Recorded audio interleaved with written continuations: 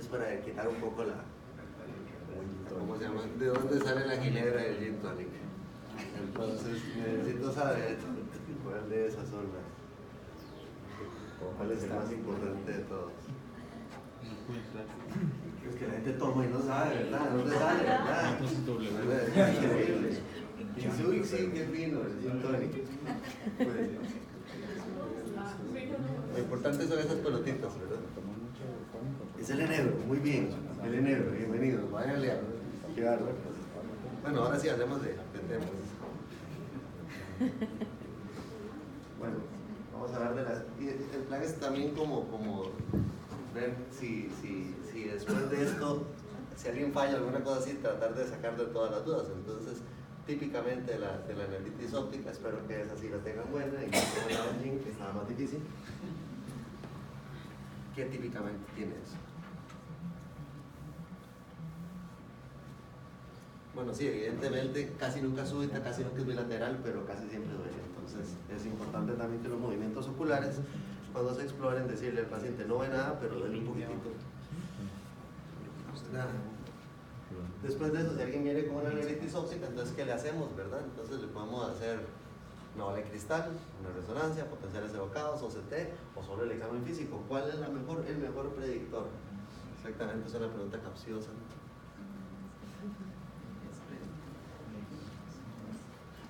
Sí, la resonancia magnética, por desgracia, no es el examen físico. Me hubiera gustado decir que es el examen físico, pero es de las pocas cosas en que una sola lesión va a predecir esclerosis múltiple a futuro. Es decir, que es importante hacer resonancia magnética en prácticamente todo. Bueno, pero un vinito, es engañoso.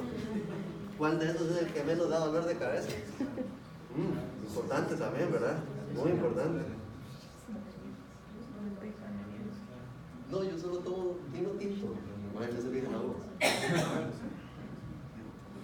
El Syrah es el que menos dolor de cabeza da. Todos los demás son suramericanos y los suramericanos tienen unos taninos fuertes que dan mucho dolor de cabeza.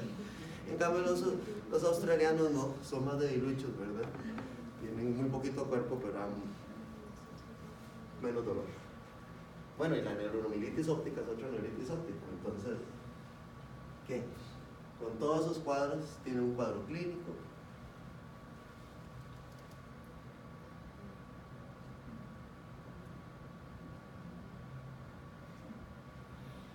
Obviamente la amarilla no, ¿verdad? Eso sí es. No pongan eso. Sí, puede ser bilateral, ¿verdad? También hay que recordar que no es un cuadro trípico, es un espectro de enfermedades. Entonces, en las cuales uno puede comenzar a tener vómitos o alguna cosa así.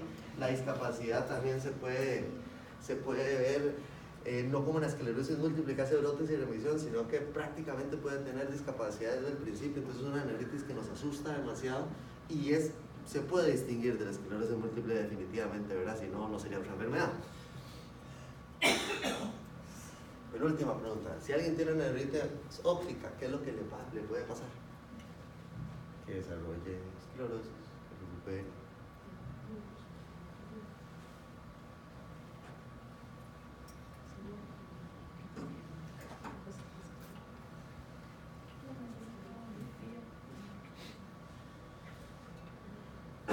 Sí, a pesar de que algunos recurren, 35%, que 30%, 20% menos sea esclerosis múltiple, de que algunos puedan desarrollar neuromilitis óptica, spectrum disease, ¿verdad? Casi todos les va bien con buen tratamiento. Entonces, creo que ese es el mensaje, ¿verdad? Casi siempre se recuperan y buscamos. Aunque un poquitito de la gente, un tercio, va a tener una enfermedad crónica, lo más probable es que no sean recurrentes, pero hay que preocuparse. Okay. Cada está volando, no tienes que Bueno, dice, la neuritis más urgente es, hay que marcar 2, dice el Dr. House, se puede marcar 2.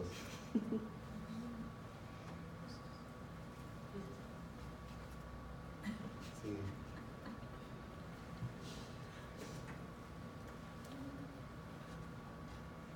Muy bien, exactamente, son esas dos. El lupus es lo que uno responde después de un examen oral, ¿el lupus? O cuando uno no sabe, pero en realidad estos son sumamente raros, ¿verdad? Y las que son más frecuentes son esas dos, y en ese orden es que eso es muy feliz. Ahora sí vamos a ir a la charla, entonces, y espero contestarles todo eso. Entonces, bueno, tiene un montón de conflictos de interés, pero vamos a hablar de el diagnóstico diferencial, vamos a hablar de todas esas enfermedades inmunes, que es mucho más raro. Después de eso nos concentramos en las dos enfermedades más frecuentes. Generalmente uno primero que tiene que hacer en el abordaje es ver si en realidad va a ser o no recurrente, y eso en realidad casi siempre se hace con imágenes. ¿Qué es lo que pasa? Que el 30% de estas se relaciona con una enfermedad. Entonces, a pesar de que la mayoría de veces no pase nada, es de las pocas signos oftalmológicos que predicen una enfermedad sistémica en un tercio de las veces. Es decir, es un montón, ¿verdad? Entonces hay que preocuparse por eso.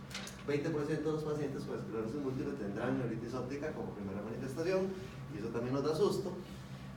Y además de eso, es una importante causa de ceguera aguda, y hay casos desastrosos de neuritis ópticas, más que todo por neuromielitis, donde quedan ciegos, después de eso quedan sin poder caminar o al revés, y que al final, con el primer signo, pudo habérsele hecho algo diferente. Cuando hacemos el diagnóstico diferencial, uno debería dividirlo en tres partes. Uno de esas inmunológicas recurrentes, otras las enfermedades infecciosas, y otras todas las demás, que generalmente son granulomatosas o no granulomatosas, pero inflamatorias, autoinmunes de una enfermedad sistémica. Ahora estaba regándole, le puse no respondedoras, y era N.A neuritis óptica respondedoras a esteroides. Al final, esas tres se las trae. Van a ver la evolución de esta enfermedad, porque prácticamente en 10 años, desde el 2003 al 2013, se evolucionó. Es decir, que hicimos residencia comenzando con una enfermedad, hicimos medicina con una enfermedad y terminamos con otra, ¿verdad?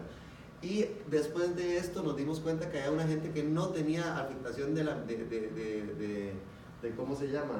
Perdón, que estoy tomando. No tenía afectación de la médula, y al final solo tenía neuritis ópticas recurrentes.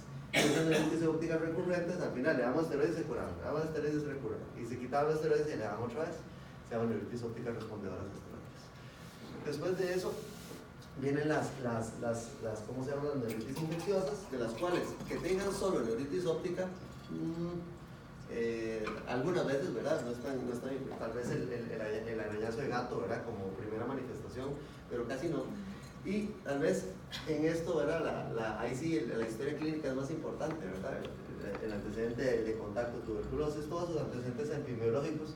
Tengo una paciente que hace triatlón y toda la cosa, entonces dice, me picó ¿cómo se llama? En Yellowstone, una garrapata y no sé cuánto. Entonces uno sabe que probablemente si deja de ver y se le ven unas manos y toda la cosa, lo que tiene es un Lyme. Y uno tiene también algunos recursos, ¿verdad? Incluso la PPA a propósito, porque ahora todo el mundo está tomando tratamiento preventivo. Es una cosa terrible, ¿verdad? Del montón de gente con tuberculosis latente, ¿verdad? 20 restos de enfermeros en San Juan de Dios, 2 enfermos, una tuberculosis pleural, una tuberculosis sistémica, una tuberculosis pulmonar en médicos. Me asusto. Bueno, y después de eso vienen todas las enfermedades sistémicas. De las enfermedades sistémicas, literal, raro, y más raro aún que se manifieste como primera manifestación. Entonces uno no debería pensar en esto, lo hacemos más para adelante. Esto es lo que menos tenemos que pensar, y lo vamos a hacer en orden de frecuencia. Bueno, después hablo de esclerosis múltiple, y el último hablo de ¿cómo se llama? Neuromielitis óptica. De esto, ¿qué es lo que pasa? Que también sería raro en una neuritis óptica con un ANA negativo o con anticardiolipinas negativos. Es decir, casi todos los que tienen enfermedad sistémica tienen eso. Entonces son 2 pruebillas que uno puede hacer para si alguien tiene una neuritis óptica y tiene algo de enfermedad sistémica. Vieras que mueren las manos y toda la cosa. Y la otra cosa importante es de que muchas veces ya eran pacientes diagnosticados y que más bien hicieron la neuritis óptica por venenos, por medicamentos, ¿verdad? Que eso también puede ser común. Se me olvidó una y no lo puse acá, pero hablando de la tuberculosis, es que mucha gente queda por culpa de no darles tratamiento sustitutivo vitamínico a la gente que tiene tratamiento acortado estrictamente supervisado para tener. Bueno, entonces este caso siempre lo pongo en todo lado porque es una mujer de 40 años con prácticamente ningún solo antecedente. tiene esos 2 meses de dolor ocular, pérdida progresiva de la visión y proptosis. Conocimos en el hospital médico, hace rato. Y dejó de ver, tenía esos cambios de discromatopsia, además de eso tenía un escopetoma central. Y si uno ve, tenía uno ve hasta los músculos como infiltrados, y además de eso se veía un gran edema en el nervio óptico, era desastroso. Y entonces uno dice, ¿eso es una neuritis óptica típica? No, no es típica. ¿Por qué? Porque ya que se salga el ojo es rarísimo, ¿verdad? Eso ya tiene uno tiene que pensar en algo que tenga una masa, que tenga una neoplasia, alguna cosa así. Aquí lo más importante es que sí tenía signos orbitarios y que esa cosa que en realidad no parecía inflamación, parecía infiltración, es lo que tenía una granulomatosis de Becker. Al final, esto es de las que más también tememos porque tiene muy mal pronóstico, a pesar de que se le dé tratamiento. Y a pesar de que se le dé tratamiento, también luchar por este medicamento a veces es difícil, que me lo diga el doctor Valverde. Entonces, y es sumamente caro, ¿verdad? Pero tiene su buen efecto cuando se usa temprano. Y en ella es de las cosas que me puse buena entre comillas, porque si un reumatólogo me ve, ¿verdad? Me crucifica, porque como era nazi el nombre ya no se le llama así. Pero es para recordar que existe. Además de eso es terrible porque puede ser aguda, subaguda, crónica, puede tener afectación no solo en el seno paranasal, sino en el pulmón y en el riñón, y al final para hacer el diagnóstico se mide inmunología y biopsia. La otra, que para ley de Murphy, yo en la vida había visto una sarcoidosis, nunca. Todo lo que pensaba que era sarcoidosis terminaba siendo tuberculosis. Una cosa es un granuloma no gaseoso y uno gaseoso, ¿verdad? Un infeccioso y otro no. Entonces todo lo que yo pensé entre salía tuberculosis, hasta que me llegó una señora, una canadiense, pero afrodescendiente. Y al final con cambios en ¿cómo se llama? En el párpado, como que se hubiera infiltrado la glándula lacrimal. Pues sí, ese es el típico caso, ¿verdad? Que por cierto lo diagnosticó el neumólogo, ni siquiera yo. El hombre llegó y dice, no, mira, yo creo que es una sarcoidosis, porque como tiene esa bendita infiltración pulmonar, ¿verdad? Bueno, el mediastino, entonces sí. Entonces pasé buscando sarcoidosis por tamaño rato y al final lo diagnosticó. Y hay que recordarse ese perfil de que es una mujer afrodescendiente generalmente que tiene esta infiltración y que puede tener síntomas respiratorios. Ese sí es un poquitillo más frecuente y generalmente, si uno ve, marca demasiado bien con gadolínio, que es el medio de contraste que usamos en resonancia magnética. Entonces se pone el bendito medio, se usa una secuencia especial y se ve como marca un poco. Bueno, este es otro importantísimo porque es de muy mal pronóstico. Entonces, si cualquier persona con un dolor de la cabeza comienza con dolor de cabeza y un dolor de cabeza es hemicranial con algo palpable, con disminución de la agudeza visual o sin disminución, pero que además de eso, cuando come se le cae la mandíbula o le duele todo el cuerpo y además de eso tiene vez alta, hay que pensar en una arteritis de célula activa. El problema de eso es porque el pronóstico es malo si no se da prácticamente todo el mundo que hace y hay que tenerlo presente. Como digo, el lupus es lo más raro que hay, ¿verdad? Y es raro que sea una neuritis como primera manifestación, pero con el tiempo yo no he visto lupus con neuritis óptica, entonces sí puede pasar. Aquí la característica es que muy pocas veces es indolor, casi siempre tiene cuerpos citoides en el fondo del ojo y tiene típicamente anquiesmo, ¿verdad? La verdad es que tampoco les va muy bien a pesar de que tengan buen tratamiento. Entonces, al final, ¿qué es lo que uno debería tener como bandera roja, verdad? Porque les dije que la gran mayoría de gente no les pasa nada, pero un 30% les va a dar algo más, un 35% les va a dar algo más. Bueno, aquí es importante tener presente eso de la neuritis óptica típica pensando en el que no recurre a una esclerosis múltiple, que generalmente duele.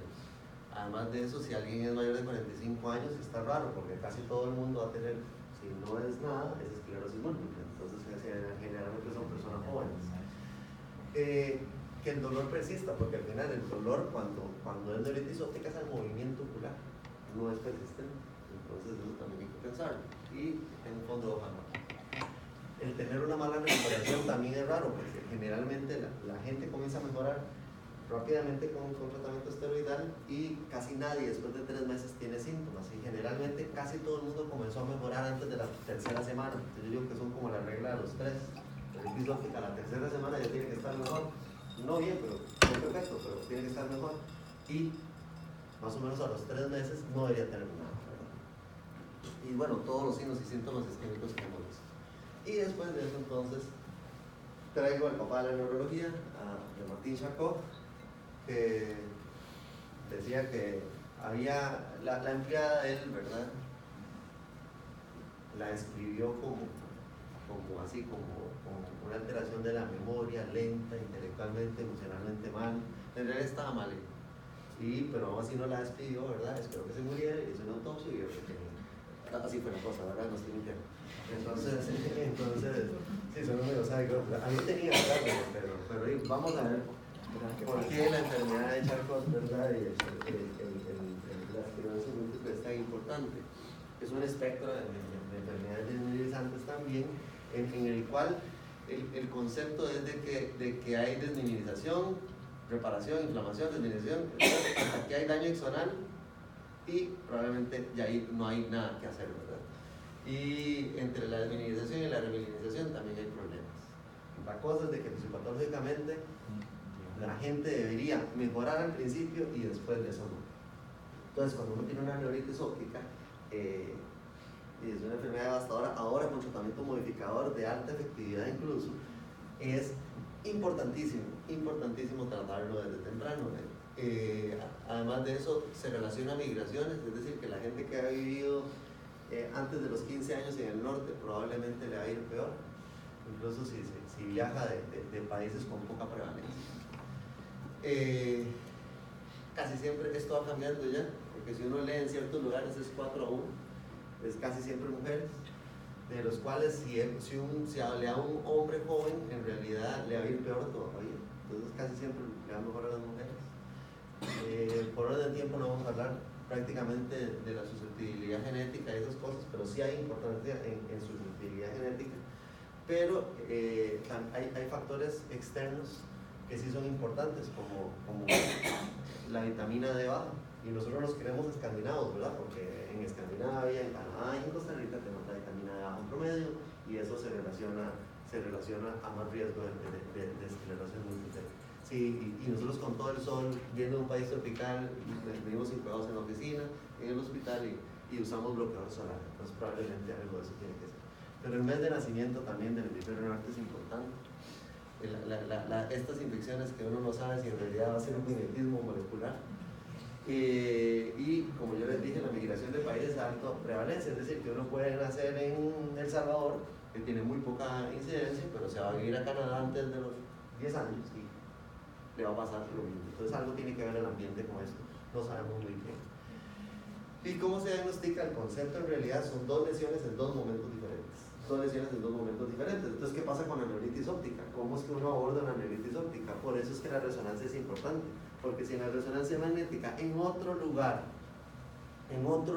hay ya una lesión, entonces, y además de eso, esas lesiones tienen diferentes edades, en teoría, uno puede hablar de ese concepto de enfermedad. Eso, bueno, tiene una historia atrás, ¿verdad? Cada cierto tiempo se cambian los diagnósticos, y bueno, ya en París hace 2 años se cambiaron los criterios. No los vamos a repasar, pero generalmente existe ese cambio, ¿verdad? Donde el recurso importante, además de la clínica, es la bendita resonancia magnética. Por eso es que uno también les agradece mucho cuando uno ve una neuritis óptica y le llama al oftalmólogo y dice: mira, tiene una neuritis óptica, no le encontré nada más, te la mandé y le mandé una resonancia. Entonces, cuando uno ya lo ve, no es con resonancia. Y no es una resonancia muy especial, lo único importante es que tenga la posibilidad de ponérsele contraste.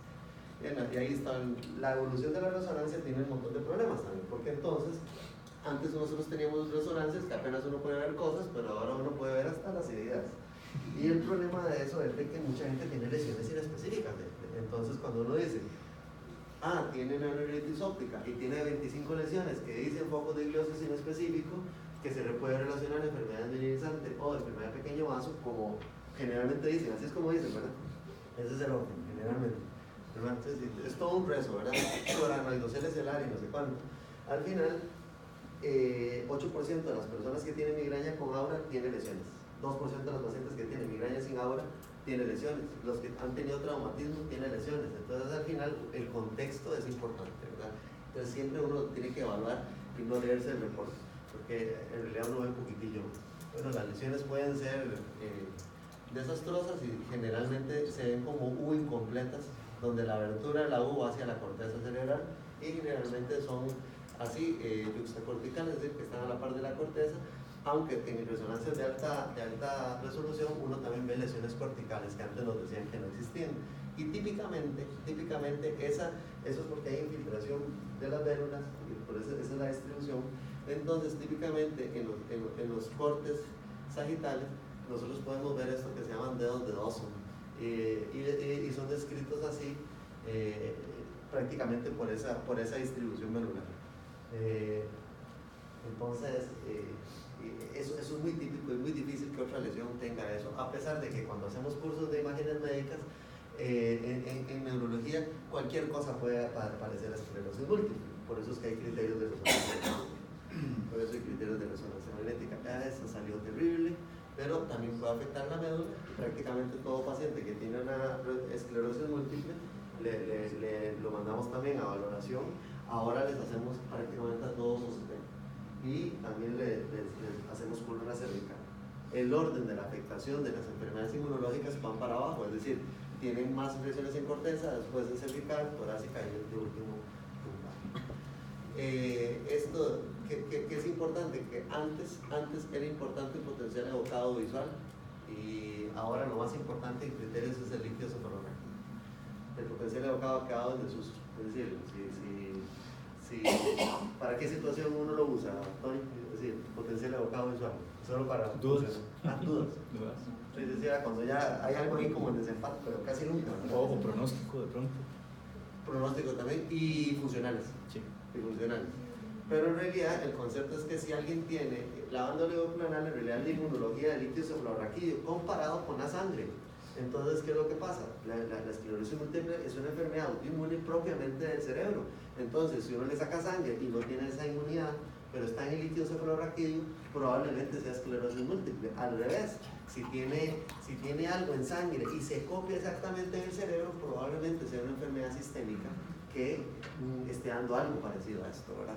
Y la otra cosa es que si están negativos no rechazan la enfermedad, pero si está positivo nos está dando tiempo, es decir, que probablemente tengo una lesión, una única como neuritis óptica, y además de eso, banda auricular no solo nos está dando espacio, nos está dando tiempo, es decir, que eso es viejo. Y con ese concepto de diseminación en tiempo y espacio, una sola punción lumbar con una neuritis óptica podría hablarnos ya de un síndrome clínico aislado de la esclerosis múltiple.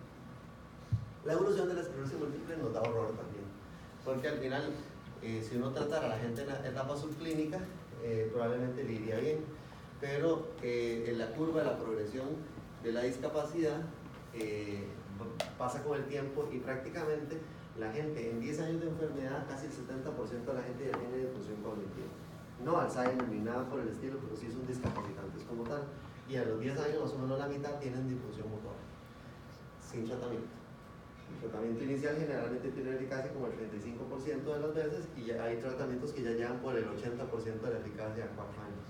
Entonces, en realidad, es importante darle tratamiento temprano. ¿Y por qué? Porque la gente que tiene un evento monosintomático como la neuritis óptica, probablemente le va a ir 1000 veces mejor que el que ya tiene caídas y remisiones. Porque probablemente si ustedes ven una neuritis óptica y la traten, y era esclerosis múltiple, y no pasó nada, ustedes en ese momento quedaron como héroes. Ay, mira, le dimos los esteroides y le fue bien, sí, y toda la cosa. Pero 2 años después va a llegar sin caminar o alguna cosa así. Entonces, por eso es que a pesar de que les vaya bien, es importante decir que ese 30% que va a ser esclerosis múltiple le cambiemos el diagnóstico en esta etapa. En esta le va a ir peor, y en esta definitivamente le va a ir peor, porque solo hay 2 medicamentos que están aprobados en este momento, Siponimod y Ocrevus, y solo tenemos uno disponible en el país. La otra cosa es de que nosotros le damos tratamiento a la gente que tiene posibilidades de recuperarse. y tenemos, en eso tenemos una escala de 0 a 10, como los neurólogos tenemos un montón de escalas, y la gente que tiene más de 6 ya casi no se le da tratamiento modificador de la enfermedad, solo para las partes progresivas. Ese es el límite, y el límite es necesitar ayuda para caminar. Es decir, que ya el que no puede hacer eso, probablemente ya tenga una enfermedad progresiva. Hay sus excepciones clínicas, porque esto es prácticamente para clasificación. Obviamente, uno cuando habla de neuritis óptica, y eso no lo hablé, uno estoy hablando prácticamente de la neuritis retrovulvar, ¿verdad? La papilitis y la neuroretinitis, prácticamente no vamos a hablar mucho. Ok, por razones de tiempo, esclerosis múltiple, uno siempre piensa en desminimización, siempre piensa en la parte retrovulvar, ¿verdad? Aunque la neuromielitis óptica puede dar también papilitis, y eso también hay que tenerlo claro. Una de las formas para diferenciarlas, cuando uno dice es indistinguible, es de que muchas personas que pensamos que tenían neuritis óptica por esclerosis múltiple y tenían papilitis, en realidad lo que tenía era neuromielitis óptica.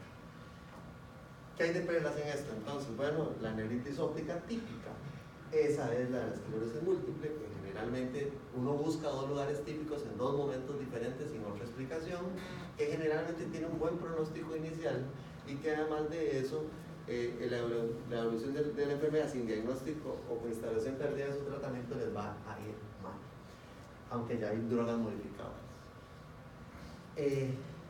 Finalmente, yo les pongo ese cuadro porque antes hay una variante que se llama De Vic, y el De Vic era la neuromielitis óptica como parte de la esclerosis múltiple. Entonces decía, mira, era una esclerosis múltiple que le iba horrible, que solo afecta el nervio óptico, no le pasa nada al cerebro, que ahora sí le pasa, y además de eso que dejan de caminar y toda la cosa porque tiene unas lesiones neuronales horribles. Pero por primera vez en el 2003 describen, mira de que yo tengo una neuritis óptica que se devuelve y le doy tratamiento y otras vuelve y doy tratamiento y nunca le pasó nada, solo neuritis óptica recurrente. Un año después se descubren los anticuerpos anti-NMO, antineuromielitis óptica, que en realidad son anticuerpos para la coagulamina 4. Un año después ya hay descripción de que existe una neuritis óptica recurrente inflamatoria. Y un año después, este Viger-Schuck lo que hace es decirle a la gente que, mira, yo creo que tiene que tener neuritis óptica, neuromielitis óptica y todo esto que está asociado a los anticuerpos anti-NMO, y todo tiene que ser lo mismo. Y saquémoslo de la esclerosis múltiple. Al final, bueno, sí se dice que se sabe que es mediada por un daño astrocítico y que finalmente un biomarcador va a ser ¿cómo se llama? El anti-NMO y otros anticuerpos. Entonces ahí se dan cuenta que hay otros. Y al final, en menos de 10 años, ya habían 100 casos publicados de prion. Sí, en menos de 10 años había. Entonces eso significa que había. Bueno, la historia no para ahí, sino que si uno se va a Hospital Las Clínicas en Brasil, cuando los anticuerpos comienzan a salir, muchos no eran esclerosis múltiple de lo que tenían, sino que la población brasileña tiene más neuromielitis óptica que esclerosis múltiple. Entonces, por eso yo en la pregunta que les pongo ahí del Kahoot, ¿cuál es la neuritis óptica más frecuente? Y el doctor House decía que habían dos, es dependiendo de la población. Hay poblaciones que tienen más esclerosis múltiple y hay poblaciones que tienen más neuromielitis óptica. Neuromielitis óptica en realidad es un concepto en el cual hay dos anticuerpos ahí asociados, pero que el más importante es el anticuerpo anti-NMO, que ya lo hace la Seguridad Social. Y la otra cosa es que también lo hacen baratísimo no, pero lo hacen relativamente accesible hasta en la BIM. Estoy haciendo esta promoción. Pero un anticuerpo anti-cocolina 3 bien hecho ronda los $300. Lo mandan el lunes o el miércoles a Clínica Mayo y a la semana siguiente está. Entonces uno tiene la respuesta de Mayo Clínica, mira, sí, saliste positivo. Sencillísimo. No cuesta nada. Y si alguien dice, mira, es que hace 3 años arrastré la pierna como no sé cuántos meses y se me quitó, me dijeron que no tenía nada, no me dolía, Y ahora que estoy con eso del ojo, hay que recordarse, neuromielitis óptica. Ok, perfecto. Algo de esto es importantísimo. Entonces, en las neuritis ópticas, preguntar por eso y por la recurrencia. Entonces, al final, cuando uno ve la historia, al final hay descripciones de años. Esto para los neurofílicos en realidad es divertido, porque es una revisión de la historia de la... Entonces, había un montón de descripciones y nadie se le había ocurrido hasta el 2003 decir que había una neuritis óptica recurrente, pero hay descripciones de prácticamente 3 siglos, ¿verdad? Y ese es el espectro. Por eso es que no es una sola enfermedad y por eso es difícil de diagnosticar. Porque la gente a veces lo único que hace es comenzar con narcolepsia. Dice, mira, es que raro, pasé 3 días durmiendo, terrible. Y sí, a mí me ha pasado eso, así te la rezo. Hay otra gente que hace un síndrome de área postrema, y el área postrema no está el vómito, y comienza a vomitar inexplicablemente. Y nosotros no preguntamos eso. Mira, tienes una neuritis óptica, hace un año no vomitaste mucho, o ahora mismo no estás vomitando un montón. Sí, no, pues miras qué raro, porque vomité, y ahora comencé a tener problemas visuales. Eso lo orienta a uno a eso. Miras qué raro, pasé 3 días durmiendo y ahora que estoy así bien, dejé de ver de este ojo y me duele un poco. También hay síndromes de tallo cerebral y obviamente hay síndromes con lesiones sugestivas de la neuritis, de la neuritis. Lo importante es el laboratorio, que tienen que tenerlo ahí. Y al final uno puede tener lesiones mínimas, pero lo que nos habían dicho antes, de que la resonancia del cerebro era normal y que eso afectaba el ojo y la columna, era falso. Porque uno puede tener esas lesiones, porque la aquaporina 4 en realidad está generalmente cerca del acueducto. Entonces prácticamente todos los anticuerpos, todas las lesiones pueden depositarse en cualquier área de esta, y dependiendo de esa área nos puede dar sueño en el diencéfalo, nos puede dar vómitos en el área postrema.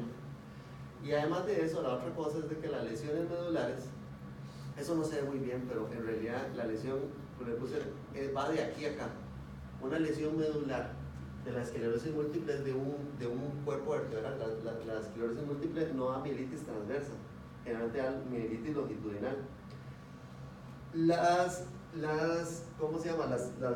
lesiones de neuromielitis óptica son lesiones longitudinales grandes, de más de 3 cuerpos vertebrales, pero es que dan tanta lesión, y por eso es que también uno le mete esteroides y no mejoran, te hacen síndromes medulares horribles. Entonces por eso es que es importante tenerlas presentes. Bueno, las neuritis ópticas recurrentes generalmente son mucho más severas, pueden ser bilaterales, obviamente las mujeres son un poquitito mayores, y eso llama la atención. La mujer joven generalmente y la adulto medio es más por este tipo de recurrencias, y casi siempre la clave clínica es de que la neuritis óptica recurrente sí responde parcialmente a esteroides. Muchas veces se asocia a Sjögren, y por eso ojo seco y boca seca, y además de eso neuritis óptica también se puede asociar, pero esas son las que recurren. Hay que tener mucho cuidado también con eso.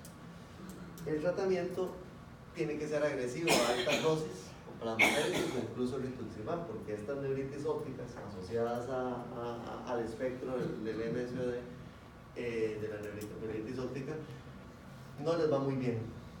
Entonces por eso es así. Cuando uno usa esto y uno lee prácticamente en el planeta, todo el mundo usa rituximab y nosotros usamos esto. ¿Verdad que sí? Así es la cosa. Sí, pero nosotros sí podemos usar inmunomodulación crónica con azathioprina. ¿Qué es lo que pasa? Que desde el punto de vista de inmunidad, la modulación con azathioprina comienza a los 6 meses más o menos. Uno tiene que dar esteroides a altas dosis por 6 meses para que comience a hacer efecto. Y a veces eso no les va muy bien, porque es una enfermedad muy activa. En cambio, cuando uno usa un anticuerpo anti-CD20, que es el rituximab, lo que hace es lavar una clona de células, como que si uno reseteara el sistema inmune. Entonces por eso es que funciona. Y además eso dura 6 meses el efecto rápido. Bueno, entonces la primera conclusión es que del enebro viene el gin and tonic. Es importante recordarse eso. La segunda conclusión es de que los suramericanos duelen la cabeza un poco, pero son deliciosísimos, y que el vino de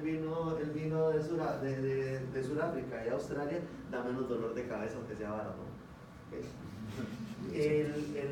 Bueno, hay caros, pero es así. Lo otro es que la neuritis típica generalmente es esclerosis múltiple o idiopática. Esa es la que ustedes han leído en los libros, casi siempre son esas dos. Pero que si ya es recurrente, uno tiene que pensar en prion, neuritis óptica recurrente respondedora a esteroides, o en el espectro de neuromielitis óptica. Y que cuando es atípica, ¿qué es lo que nos va a decir? La duración, el dolor, los síntomas orbitales, los síntomas sistémicos, y no sé por qué puse un año. Entonces, no sé si tienen alguna pregunta y muchas gracias por la atención.